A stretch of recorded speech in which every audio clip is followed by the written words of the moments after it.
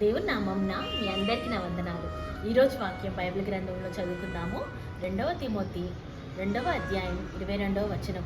మీరు యవనేచ్ఛల నుండి పారిపోము, పవిత్ర హృదయములై దేవుని ప్రార్థించే వారితో కూడా మేలును, సమాధానమును, విశ్వాసాన్ని, ప్రేమను వెంటాడుము. ఇక్కడ దేవుడు ఈరోజు మనతో మాట్లాడుతున్న వాక్యము, మనకున్న యవనేచ్ఛలను అనగా మనకు లోక సంబంధమైన ప్రేమను విడిచిపెట్టమని దేవుడు కోరుకుంటున్నాడు.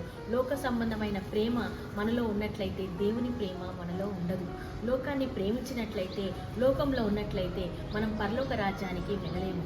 కనుక ఈ లోకంలో ఉన్న వాటిని ప్రేమించకుండా మనము దేన్ని వెంటాడాలి? దేవుని యొక్క ప్రేమను, సమాధానమును, విశ్వాసాన్ని మనం వెంటాడాలి.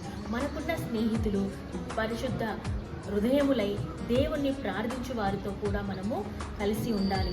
అటువంటి వారితో ఉండి విశ్వాసాన్ని, ప్రేమను, సమాధానమును మనము వెంటాడాలి. కనుక ఈ లోకంలో ఉన్న ప్రేమను మనం ఆశించకూడదు.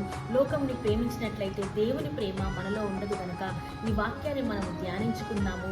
మనలో ఉన్న యవనేచ్ఛలను అనగా లోకానికి సంబంధించిన ఏ ప్రేమ కూడా మనలో ఉండకుండా మనము పవిత్రంగా జీవిస్తూ దేవుణ్ణి వెంబడిద్దాము. ఈ చిన్ని వాక్యం దేవుడు దీవించును గాక. ఆమేన్.